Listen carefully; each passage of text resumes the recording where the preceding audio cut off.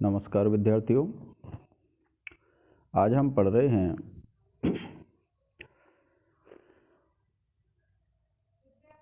लघु सिद्धांत कौमुदी जो एमए फाइनल में है। उस लघु सिद्धांत कौमुदी का आज हम पढ़ेंगे। कौन सा प्रकरण है विद्यार्थियों? प्रकरण है हमारा अपत्य अधिकार प्रकरण। कौन सा है? अपत्य अधिकार प्रकरण। और ये जो अपत्य अधिकार प्रकरण है, इसमें जब आप पढ़ेंगे तो देखिए ये जो अपत्य अधिकार है, इसमें एक सूत्र है विद्यार्थियों, और जो सूत्र है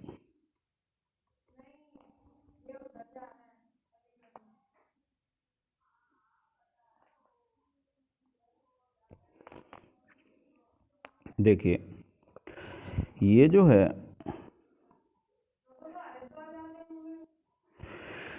जब आप इसको पढ़ेंगे तो देखिए क्या कहते हैं कि ये जो सूत्र है स्त्री पुंसाभ्याम नया स्नयो भवनात्।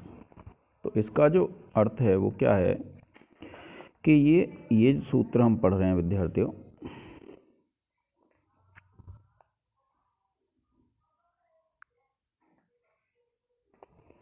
ये है, देखिए कौन सा है, ये सूत्र है। और इस सूत्र में जब आप पढ़ेंगे तो क्या कहता है कि स्त्री पुंसाभ्याम नया स्नयो, ये है। तो स्त्री पुंसाभ्याम नया जो स्नयो है, देखिए ये है। तो ये क्या कहता है कि एक सूत्र है धन्यानाम भवने क्षेत्रे।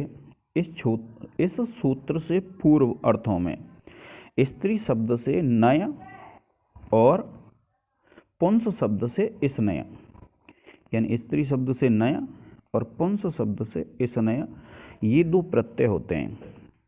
अब ये जो कहा है स्त्री पुंसाभ्याम नया स्नयो भवनात्, यानी धन्या, ये सूत्र है, आप ये ध्यान रखेंगे कि धन्यानाम भवने क्षेत्रे, इस सूत्र से पूर्व तक जो सूत्र होंगे उनमें स्त्री शब्द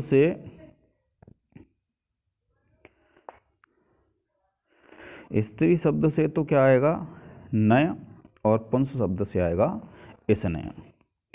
ये है प्रत्यय।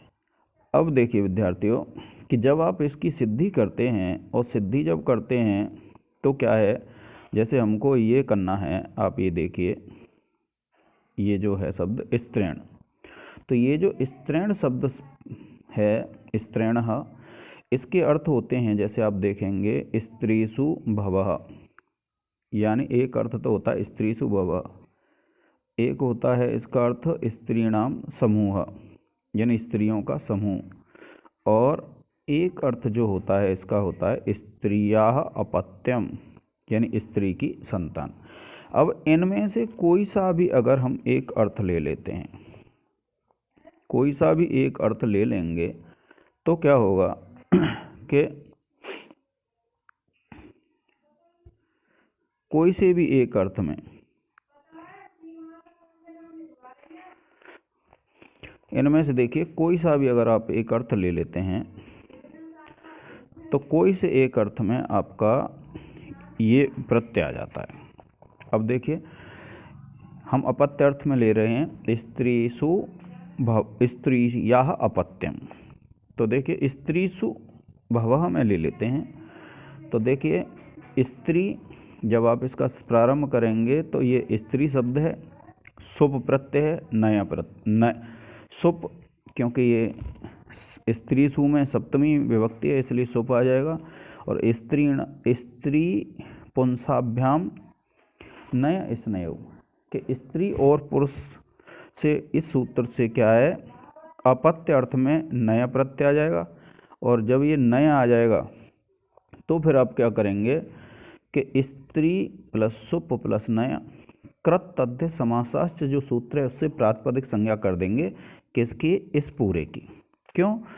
क्योंकि ये जो प्रत्यय है नया, ये क्या है कृदंत है, सॉरी तद्धितांत है, तो तद्धित प्रत्यय है तो इस पूरे के पूरे की क्या हो जाएगी, प्रातिपदिक संज्ञा हो जाएगी। और प्रातिपदिक संज्ञा जब हो जाएगी तो ये सूत्र है, आप पढ़ेंगे सुपो धातु प्रातिपदिकयोः। इस सूत्र से क्या है कि जो प्रातिपदिक होता है उसके सुप का लोप हो जाता है, और इसमें सुप क्या है, सप्तमी विभक्ति का सुप प्रत्यय। फिर देखिए ये नय में य है तो य का लोप कर देंगे हम, और य का जो लोप है वो किससे हो जाएगा, हलन्त्यम सूत्र से नय के यकार की इत संज्ञा तथा तस्य लोपः सूत्र से इत संज्ञक यकार का लोप हो जाता है। फिर देखिए जब इसका लोप हो जाएगा तो एक सूत्र पढ़ा था आपने, कौन सा पढ़ा था, ये तद्धिते स्वचाम आदेह सूत्र से आदि अच ई कार को अई वृद्धि हो जाती है, क्योंकि जो वृद्धि होती है विद्यार्थियों वह वृद्धि क्या है, देखिए अगर ई होगा तो ई को तो वृद्धि, ई को वृद्धि होती है अई, तो इसमें क्या वृद्धि हो गई है, अई वृद्धि हो गई है। तो ये जो अई वृद्धि हो जाती है और फिर उसके बाद आप क्या करेंगे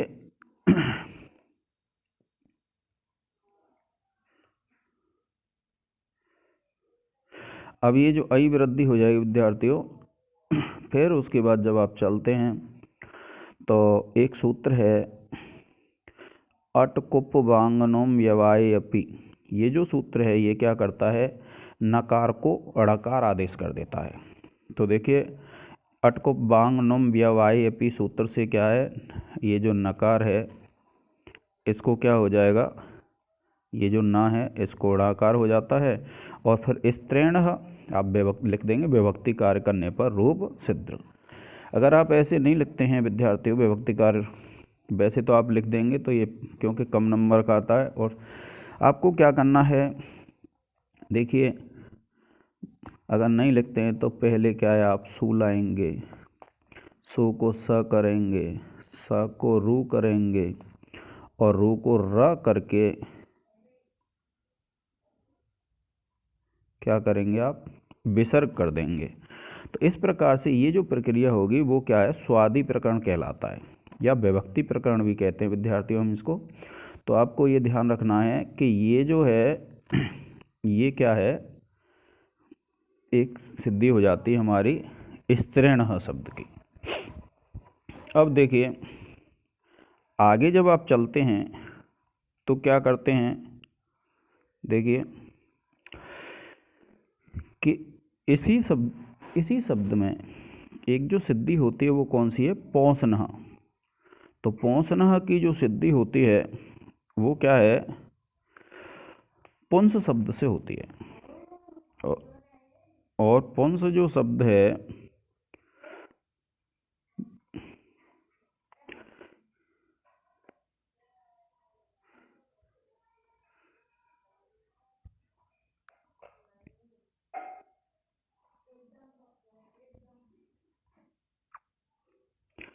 ये है। तो देखिए जब आप इसको पढ़ेंगे विद्यार्थियों तो क्या लिखा हुआ है, पौंसनः।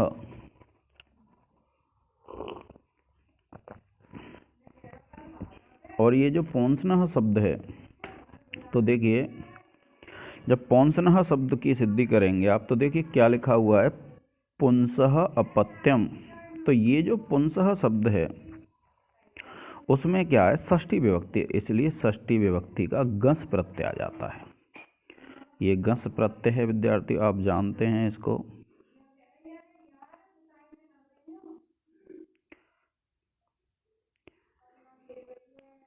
ये गस प्रत्यय होता है। अब ये जब गस प्रत्यय आ जाएगा तब आप क्या करेंगे कि सूत्र लिखेंगे, स्त्री पुंसाभ्याम नया स्नेयो सूत्र से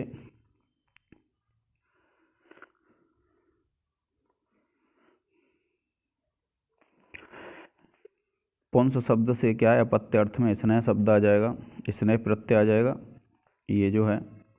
और जब ये स्नेह प्रत्यय आ जाएगा फिर क्या करेंगे आप, इस पूरे की कृत तद्धित समासाश्च सूत्र से प्रातिपदिक संज्ञा कर लेंगे। और जब आप इसकी प्रातिपदिक संज्ञा कर लेंगे प्रातिपदिक संज्ञा क्यों होती है? क्योंकि कृदंत तद्धित, क्योंकि इसमें देखिए ये तो कृदंत है, ये तद्धित है और ये समास है, तो इनकी क्या प्रातिपदिक संज्ञा हो जाती है इस सूत्र से। जब इसकी प्रातिपदिक संज्ञा हो जाएगी तो सुपो धातु प्रातिपदिक हो सूत्र से, प्रातिपदिक के सुप, और सुप कौन सा है? ये गस है, तो गस का लोप हो जाता है। फिर आप क्या करेंगे, जो स्नेह है, स्नेह के यहाँ का हलंत्यम सूत्र से क्या करेंगे, इसकी इत संज्ञा कर देंगे, स्नेह के हलंत्यम सूत्र से ये जो स्नेह के यकार की संज्ञा तथा तस्य लोप सूत्र से यकार का लोप। अब इसके बाद पौंस प्लस स्न तद्धितेषु अचाम आदेय सूत्र से आदि अच, आदि अच का मतलब होता है जो अच प्रथम होता है। अब प्रथम क्या है, पुंस में उ है और ये जो उकार है, तो इस उकार को वृद्धि हो जाएगी कौन सी? औ, यानी आ को जो वृद्धि होती है वो औ होती है। तो ये यहीं पुंस को पौंस हो गया, और ये जब वृद्धि हो जाती है तब क्या है, आप क्या करेंगे कि ये वृद्धि करने के बाद तब आप आगे बढ़ेंगे, और आगे बढ़ेंगे तो देखिए आपको पता है कि ये जो पुंस और ये है, इसमें दो सा हैं। देखिए विद्यार्थियों कि जैसे आपने पढ़ा ये पौंस, ठीक है, अब पौंस प्लस स्नेह यही तो है। अब देखिए पौंस प्लस स्नेह है, तो ये जो सा है इसका लोप हो जाता है, और सूत्र है आपका स्कोह संयोगाध्योरन्ते च, सूत्र से सकार का लोप हो जाएगा। क्या कहते हैं? स्कोह संयोगाध्योरन्ते च, सूत्र से सकार का लोप हो जाएगा, और जब सकार का लोप हो जाता है तो पौंसनः शब्द बनता है, और फिर आप लिख देंगे पौंसनः, ये जो है कि स्वादि कार्य करने पर रूप सिद्ध। तो इस प्रकार से विद्यार्थियों आपकी दो सिद्धियां आपकी पूर्ण हो जाती हैं। सूत्र आपने पढ़ ही लिया कौन सा था, तो उससे क्या है, आपकी दो सिद्धियां पूर्ण हो जाएंगी। अब ये जो सूत्र आया है ये क्या है, एक नया सूत्र है। ये देखिए क्या कहता है, स्कोह, स्कोह का मतलब होता है दंत सकार और ककार। कौन सा? ये सकार और ककार, ककार कहते हैं जो का होता है। इनको पदांत में और झल परे रहने पर, या तो ये पद के अंत में हो या फिर झल परे रहते, पदांत में और झल परे रहने पर संयोग रहते, जो संयोग होगा उसके आदि सकार और ककार का लोप हो जाता है।